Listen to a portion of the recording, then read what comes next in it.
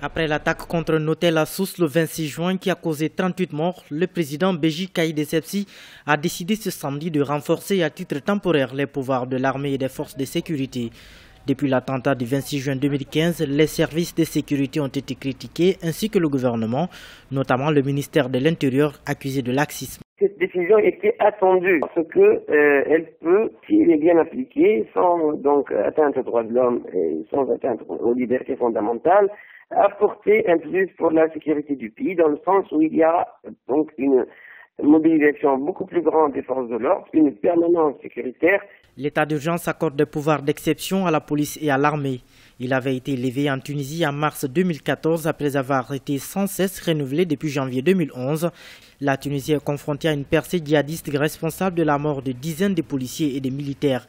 59 touristes étrangers y ont péri, 21 au musée de Bardo en Tunis au mois de mars 2015 et 38 dans un hôtel en bord de mer à Port El Kantaoui le 26 juin dernier. Est-ce qu'il va être appliqué comme le prévoit le décret de 78 ou bien il va être juste une occasion pour peut-être une mobilisation beaucoup plus importante des forces de l'ordre et de l'armée?